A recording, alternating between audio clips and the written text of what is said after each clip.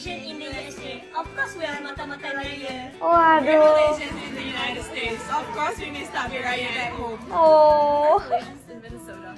Of course, we merewang masak-masak malam raya. Oh, We are Masya Malaysian in the Allah. US. Of course, we have classes on first day of Raya. Bill Williams berada di Bandar Madinah Al-Munawarah untuk menjalani ibadah umrah. Ketika berada di bandar suci itu, beliau didatangi sebuah keluarga Malaysia yang berkemungkinan penyokong beliau. Namun, apa yang berlaku selepas itu menyebabkan Williams tersentuh. Kanak-kanak tersebut berjabat tangan, membongkokkan kepala dan menyentuh bahagian belakang tangan dengan dahi mereka. Williams memuji tindakan kanak-kanak tersebut dalam menghormati dan menyanjungi nilai kekeluargaan yang dimiliki mereka. Bagus, Masya Kata Allah. orang, carilah rezeki hingga ke hujung dunia. Iya. Itulah yang dilakukan seorang anak muda dari Malaysia yang kini bermastautin di penempatan terakhir di dunia sebelum berjumpa Kutub Utara.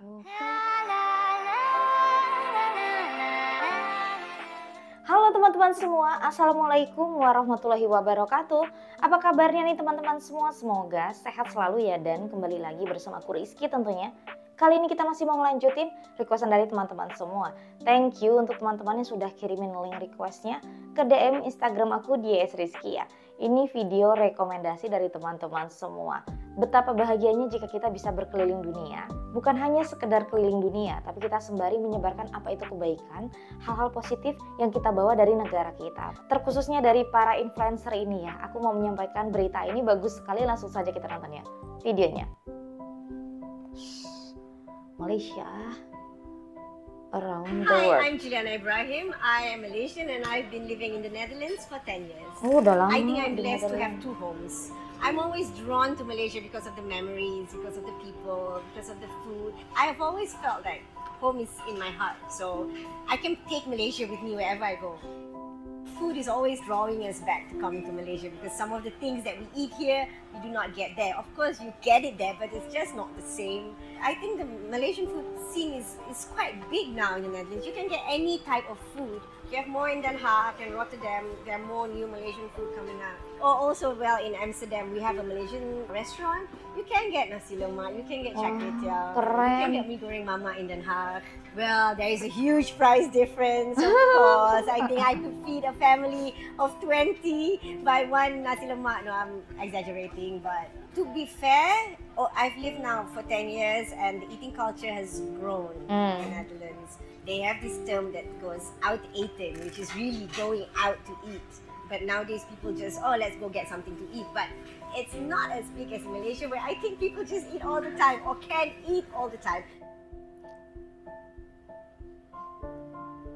Bagaimana? Malaysia things are more flexible, people are more open, everything okay, everything boleh. There, I find things to be a little bit more serious, but not in a bad way. The Dutch are very particular about time.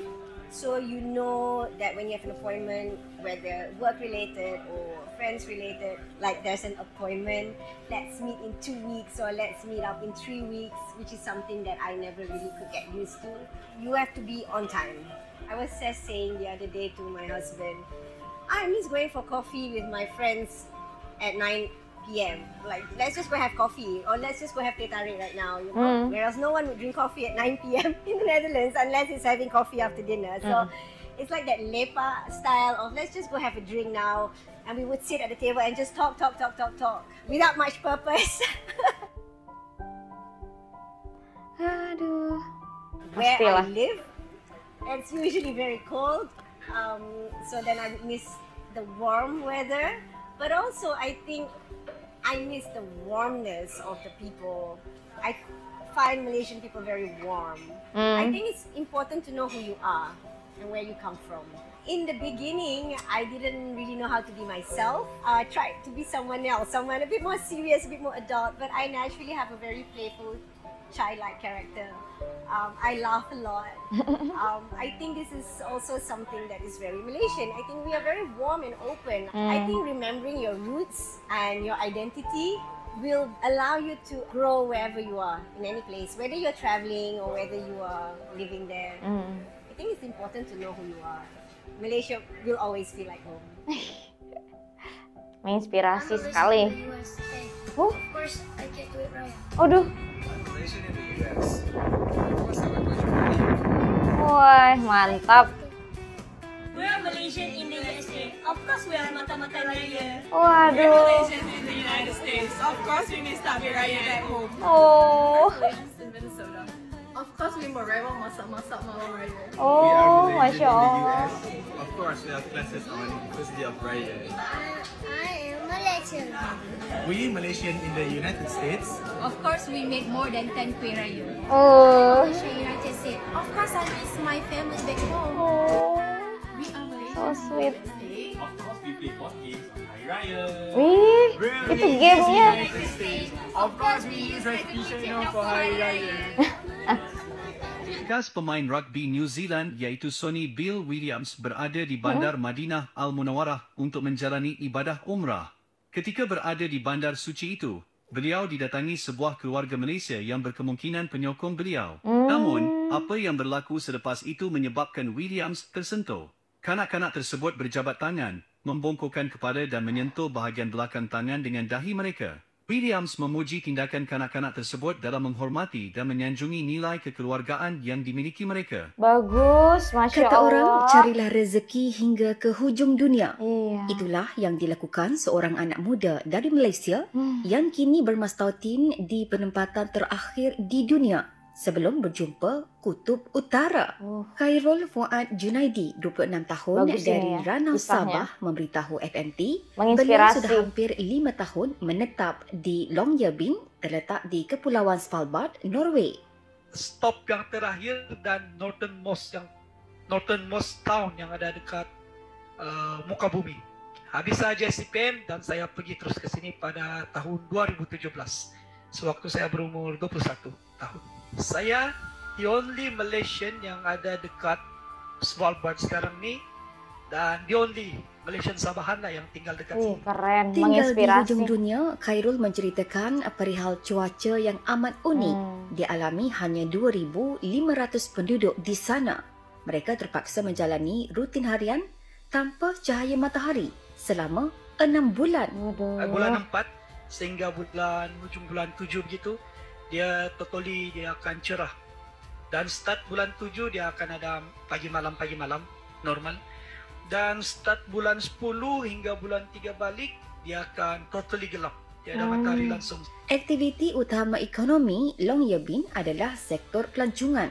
Pelancong datang sepanjang tahun untuk merasai pengalaman berbeza dan memburu aurora. Aurora kebiasaannya hanya dapat dilihat di kawasan kutub, umpama tirai cahaya di langit malam. Fenomena itu disebabkan interaksi antara medan magnet bumi dengan angin suria. Bagus banget Pengalaman pertama saya fenomenanya. dapat melihat Northern Lights Iya. itu dan melihat kebesaran Allah. Oh, Masya SWT. Allah. Dengan mata saya sendiri. Saya berdiri di bawah Northern Lights itu tengok hampir 3 jam. Sejuk-sejuk. Bagus. Paksa tengok 3 jam Northern Lights itu. Dalam masa tu ya Allah. Ya Allah. Nak menangis pun ada. Nak menangis kegembiraan. So ya, itulah kenangan yang paling manis. Khairul juga berkongsi cara untuk sesiapa yang berminat melancong ke Longyearbyen yang memakan masa selama 2 hari.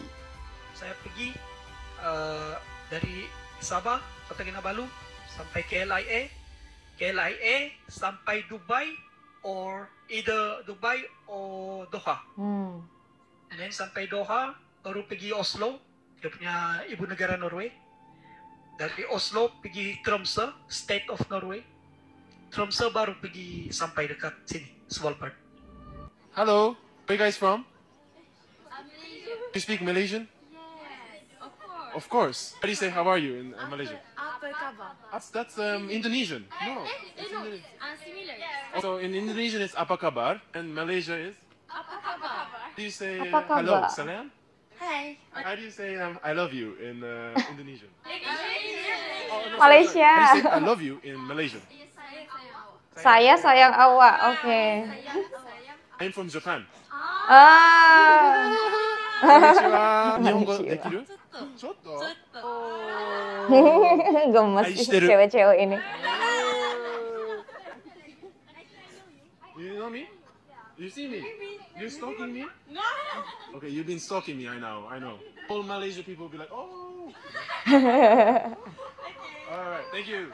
Apa kabar? Thank you. Alright.